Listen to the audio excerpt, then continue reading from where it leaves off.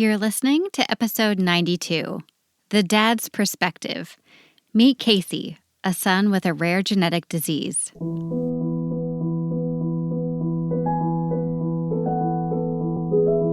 Hey, everybody. I'm so glad that you're here with us today. My name is Katie. I am a certified child life specialist and host of the Child Life On Call podcast. And we exist here to be a place for parents to come and listen to each other's stories and find connection in having a child who has an illness or a rare disease or a disability or just any kind of challenging life events. We know it's really hard to go out there and find the energy to make friends and chat with people. So we're glad that you're here, and just put us in your ears and listen. And today's episode will not disappoint as far as connection goes.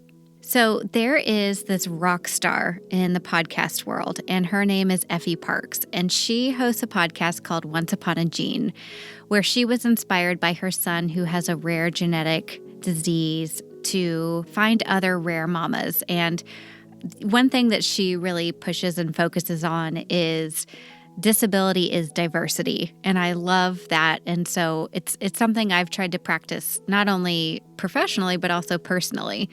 So the reason I bring Effie up and Once Upon a Gene is that today we're going to get to interview her husband. So we've had a mom and dad on the podcast together, husband and wife, but we have yet to have a mom's story and then a dad's story. And so if you haven't, go back to listen to Effie's story. And then now you can listen to Casey's story. So without further ado, I introduce you to Casey Parks, Ford's amazing dad.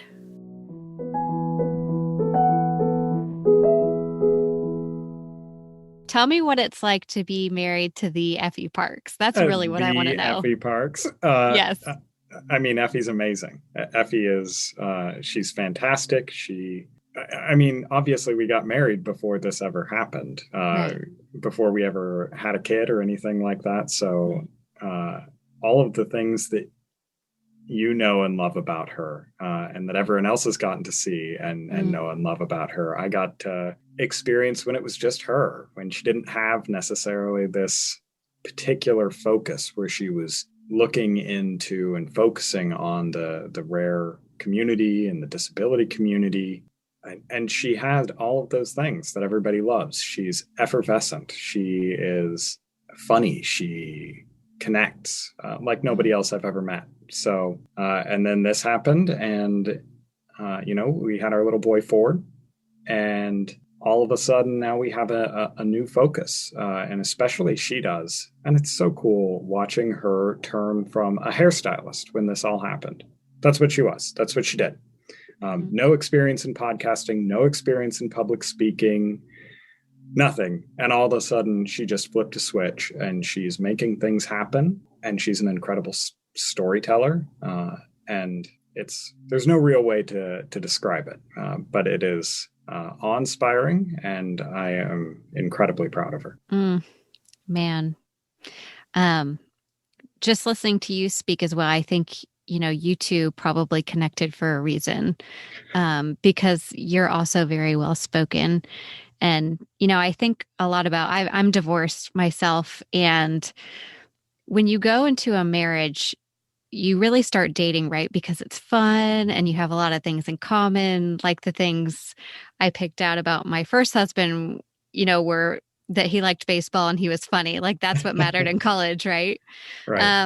And the second time around, I married my husband, and it was so much deeper than that. And the qualities that he had were those that when you're going through the dark parts of life, who do you want next to you?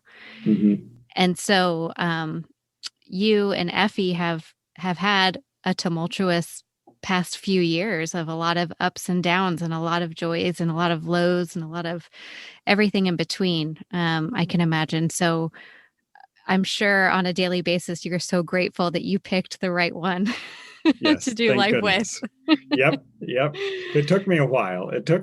We'd only been married for, I guess, a year or two before we had Ford. Yeah. But yes, I found the right person. Just took me longer than I expected. Worth the wait. Darn right. So This podcast really serves as a place for parents to find connection with other people and what they're saying. So, not necessarily that they have the exact diagnosis that Ford has and that your family has gone through, but really that's not what it's about. It's kind of about that these feelings and emotions and the human experience Mhm. that we can really all share together. So, if you can take us back to the very beginning, when you guys first were learning about Ford and some of his differences, what was that like for you, and what do you remember about the beginning? Yeah, I remember it pretty clearly. Ford just turned 5. It doesn't really feel like 5 years ago. Yeah, But it was a boy. I think it's really interesting because if you ask Effie about it and you ask me about it, I think that we had really very different experiences. yeah, Um, because a lot of the things that started to happen with Ford, they happened pretty early on, and I kind of had blinders on. mm, It's just kind of the way that I process things. I look at the problems that I have in front of me, and I focus on those. And then I have an optimistic bent where I'm convinced everything's going to be fine. hmm, So even when Ford was diagnosed at 4 months old with failure to thrive, and they gave him an NG tube, a feeding tube up through the nose and down into the stomach. I was convinced he was going to do exactly what the doctors told me, that he was going to put on a few pounds, that he was going to start hitting his mile marks, yeah, everything was going to be fine. A doctor told Effie that he had microcephaly, a really small head. And the doctor said some awful things to Effie, just offhand, and actually, sorry, it wasn't a doctor, it was a nurse, just offhand in the meeting, and it made Effie really, really afraid. And I looked at it and I said, you know what, I think this nurse, the way that she presented it, I don't buy it. Let's go talk to doctors. I had the blinders on, and yeah, Effie was kind of on the flip side of it.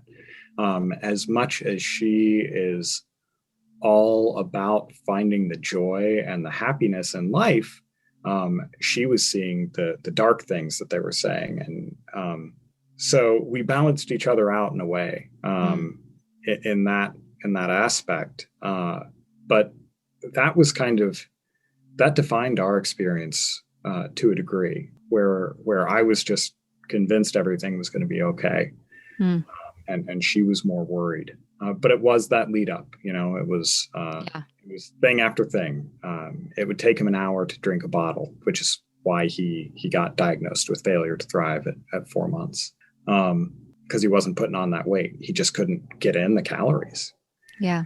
Um, yeah, Do you remember what did the nurse say to Effie that caused her to kind of go and have that emotional reaction? yeah. The nurse kind of just said it offhandedly, just, oh, your head son is really, really small.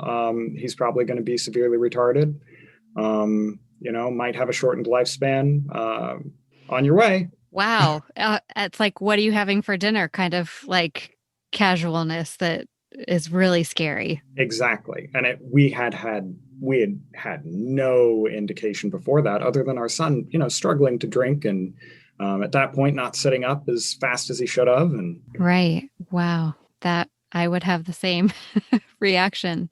yeah. So if you can kind of take yourself back to once you guys were kind of in tune with these medical things that were coming up Hmm. with Ford, um, what do you think helped you cope the most? Because you have an experience within your marriage and then you have your experience on your own. Like, how did you personally get through it day to day, just trying to understand what was happening? Yeah, well, I mean, I'm not going to say it was probably the healthiest of things, but Yeah. um, I focused in on work, and I did. I put on those blinders. Yeah.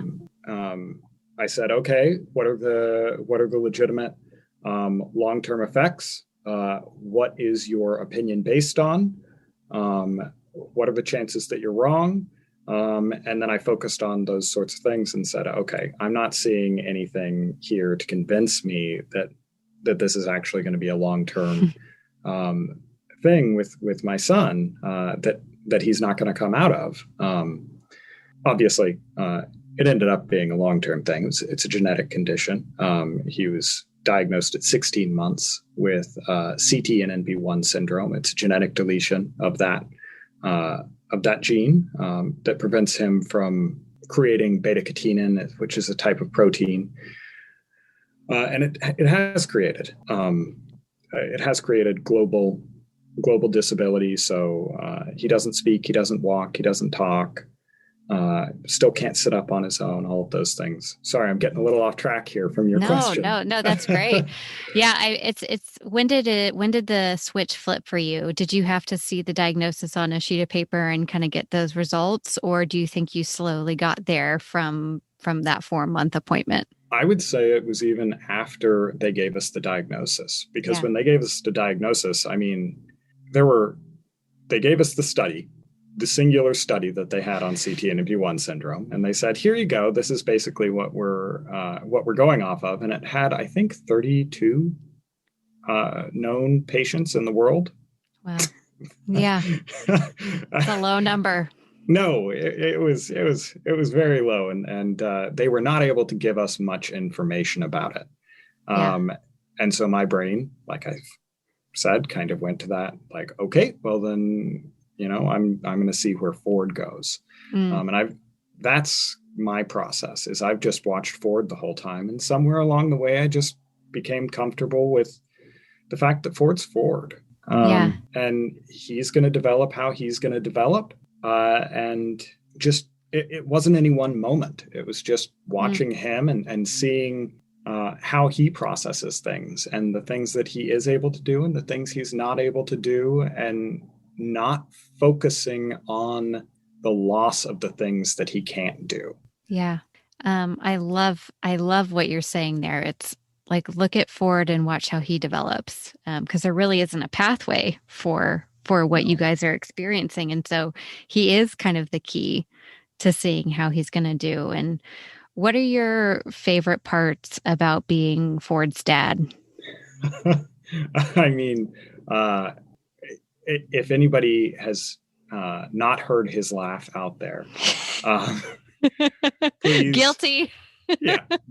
I've joined one of your Saturday morning lives in bed just to listen to him laugh.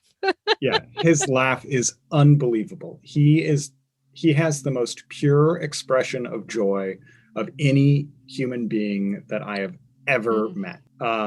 Go on over. Effie has Effie's podcast, Once Upon a Gene, ends every episode with him belly laughing. And it is the best sound in the world. And I wish you could see it. I wish you could see his eyes and the joy in his face when he does it, because it matches that laugh. It's amazing. That's my favorite thing about him.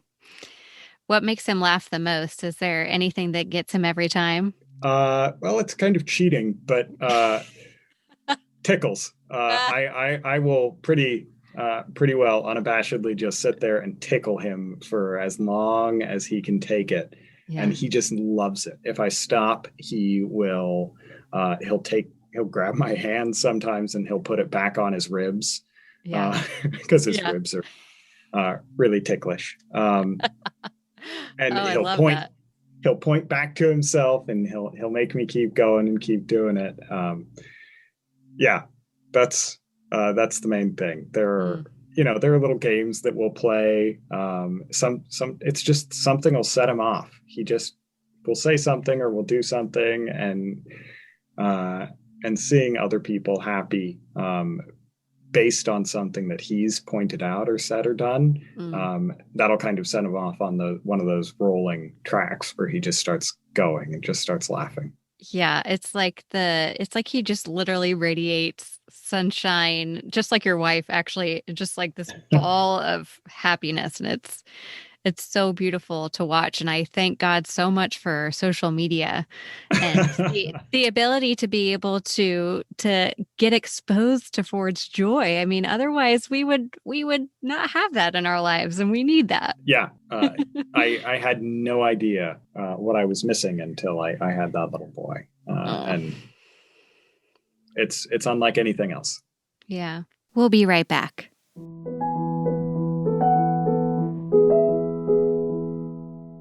We are sponsored by Magic Mind, which is the world's first productivity drink. And if y'all have been following along with me for a while, you know I rely heavily on caffeine, especially that 2 p.m. coffee, to help me be productive when I'm working on Child Life on Call or podcasting or being a mom. But that inevitable crash happens, and so I've been looking for something to help me be more productive without all the caffeine. James Bashara, who's the creator of Magic Mind, had a similar issue. His doctor made him give up caffeine because of a heart condition. So he worked to put all of these ingredients together with food scientists and physicians and to come together with Magic Mind. I take it after I drink my coffee in the morning, and it helps make me feel productive for the rest of the day. So for Child Life on Call listeners, if you go to magicmind.co/childlifeoncall. You enter code childlifeoncall20, you get 20% off your order. So magicmind.co/childlifeoncall, enter childlifeoncall20, and you get 20% off your order. I truly hope you enjoy the benefits of this like I did. Go to magicmind.co/childlifeoncall.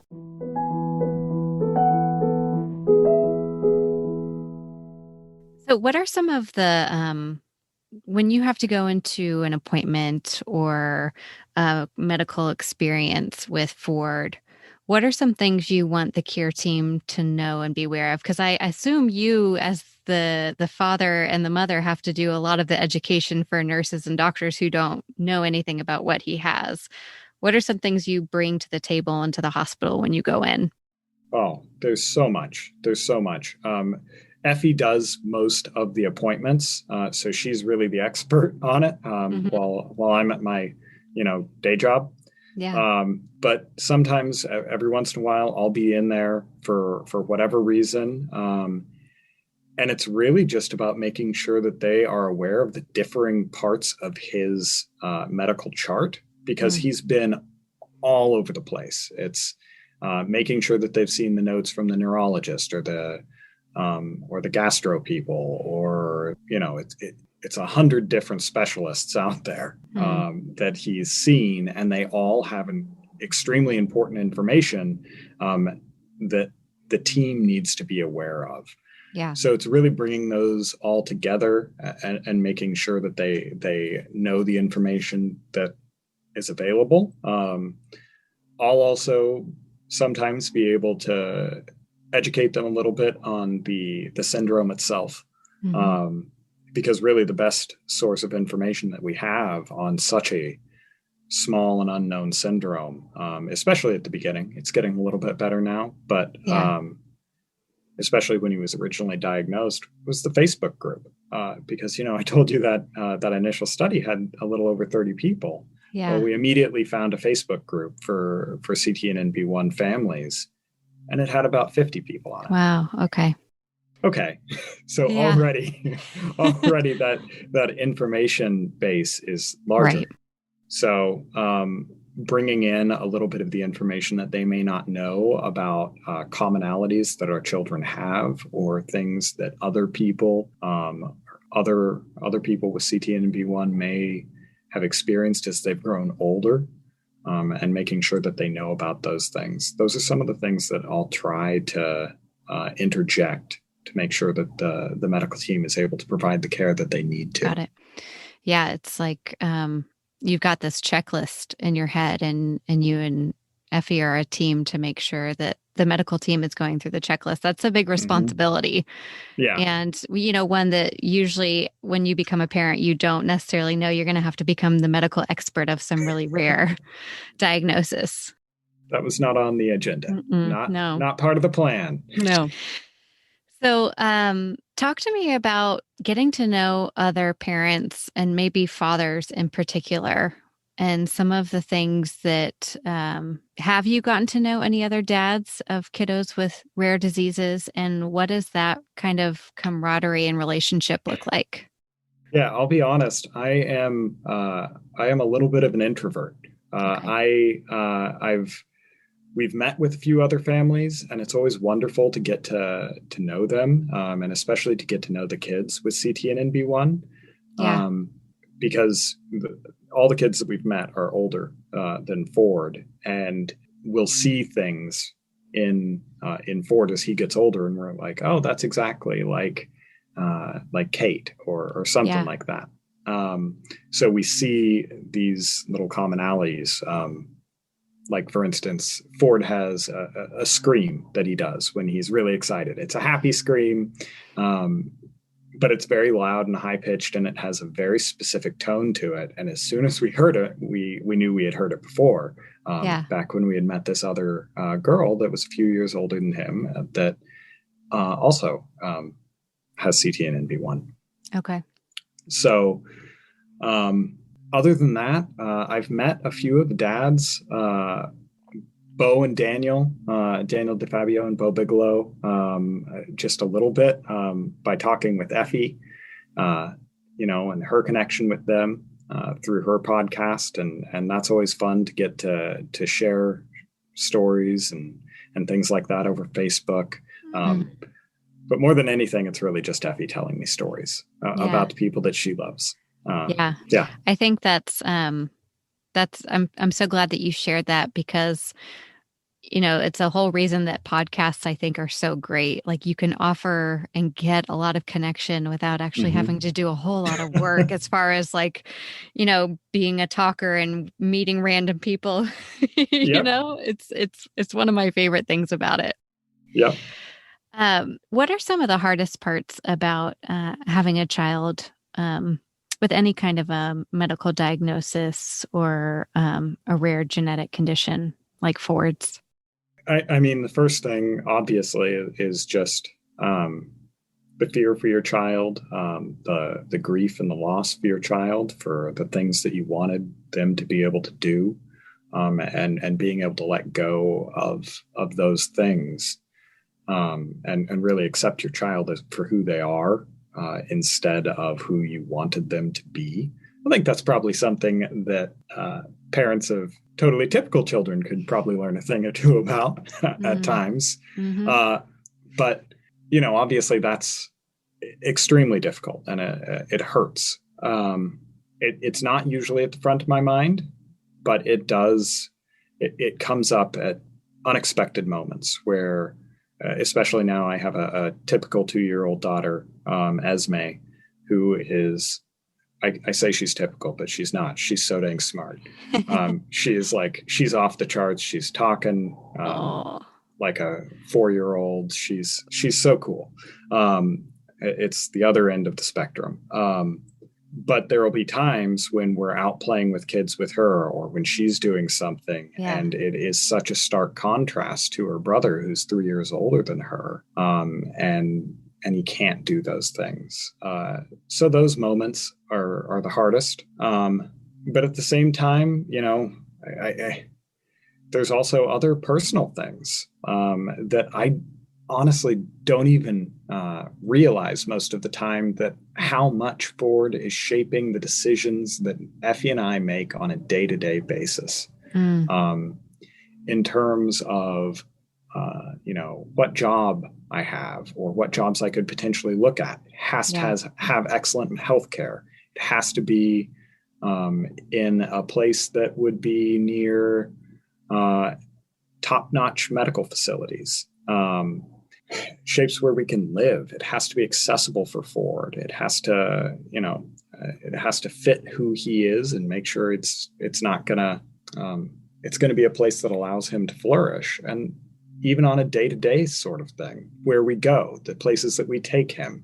I can't really just go to the store with him. I can't just say, "Hey, Ford, let's go to the store," because he can't really control his behaviors at the store, and he's in a wheelchair, and he'll run into people, or he'll run into produce or whatever it might be. So I have to be paying attention to that. Right. And it's tough to control a 5-year-old screaming around the store in a wheelchair at the same time you're pushing around a basket. So it shapes day-to-day stuff. Getting a babysitter is impossible. Yeah. Thank goodness for Grandma. She is a saint. Because she's about the only one that, she knows Ford's ins and outs, and she takes care of him all the time.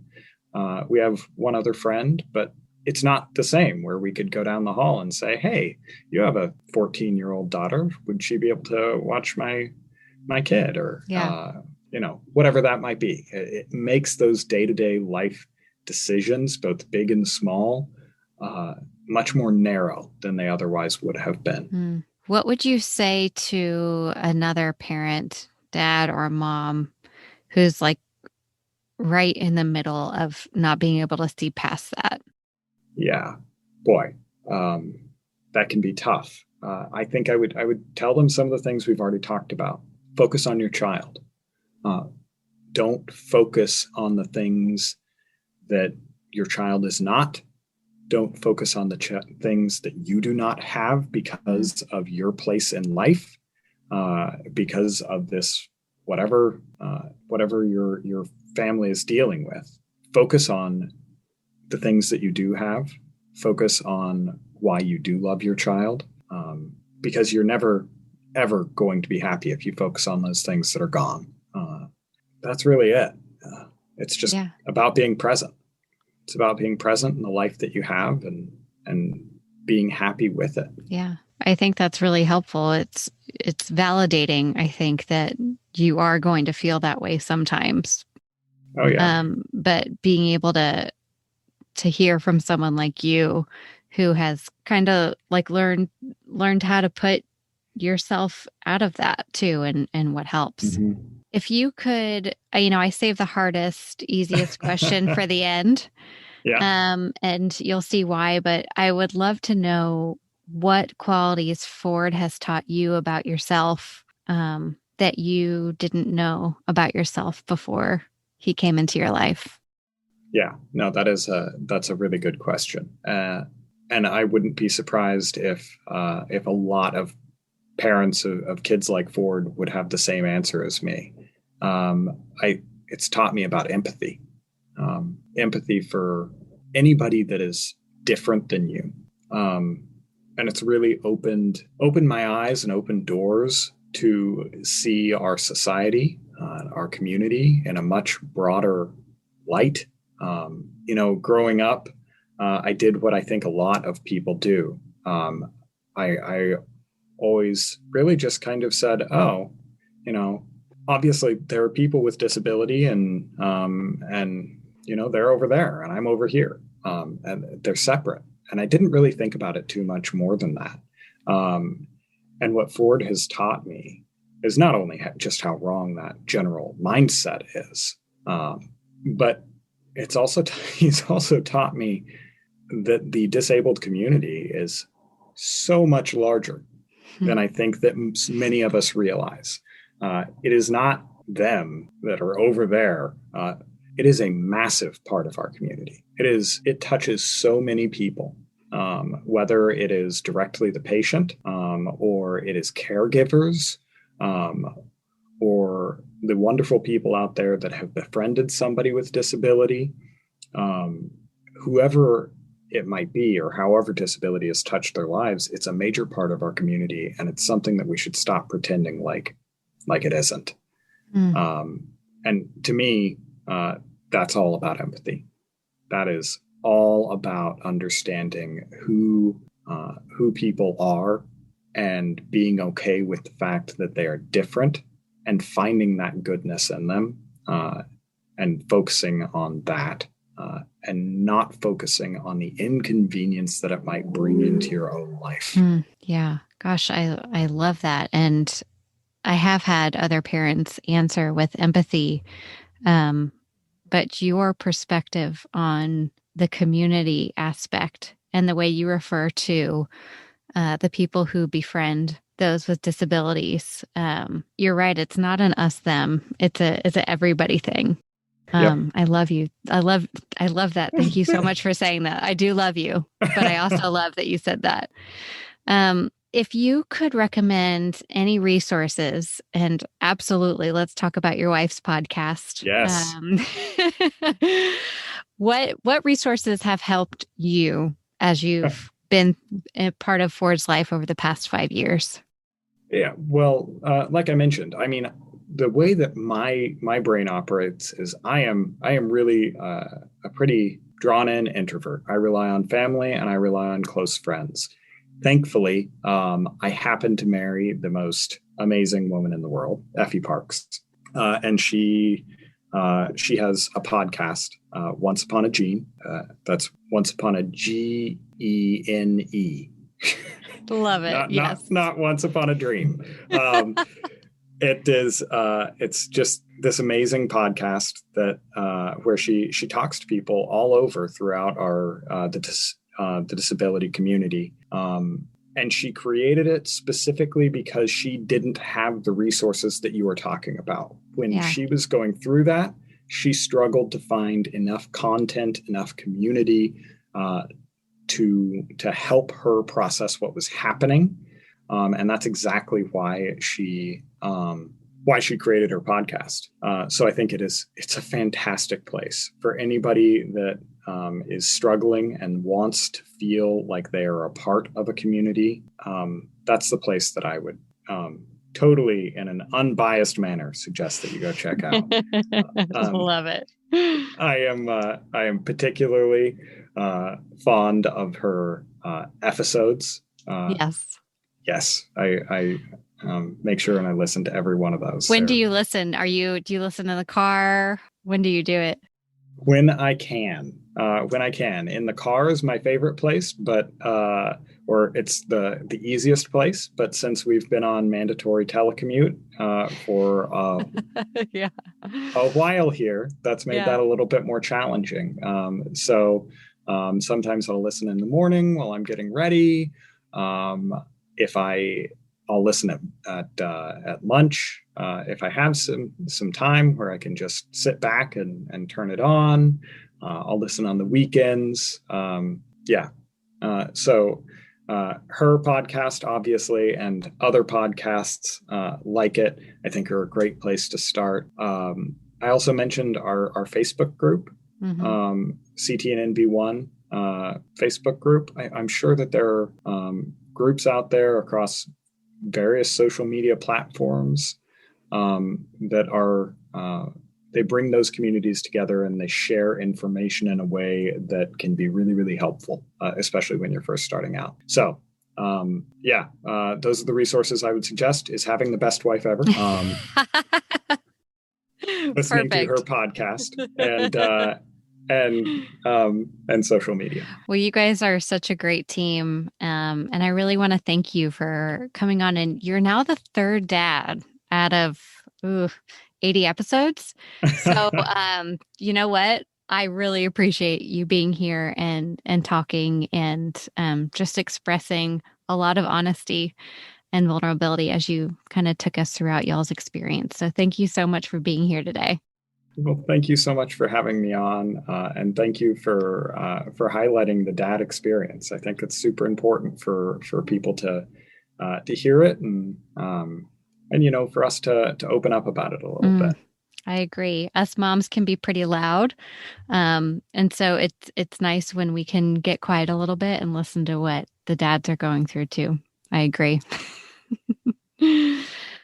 Well, do you have any other comments or stories or anything that you wanted to add that you didn't feel like you got a chance to? Oh gosh. I don't think so. Okay. I think I plugged Effie there. You did. You're awesome. Do you know how many podcast episodes my husband has listened to of mine? Let's think. Guessing not 80? I'm thinking it's probably 2. And one was the promo episode from 5 years ago. That's 3 minutes. That's fine. That's fine. I Points understand. For you. It's, I'll be honest. I haven't listened to all of her interviews, but her episodes, that's where it's at. That's the good episodes. Stuff. Yeah. Those are so easy and they're so quick and they're so darn cute. I know. Yeah. Well, thank you so much, Casey.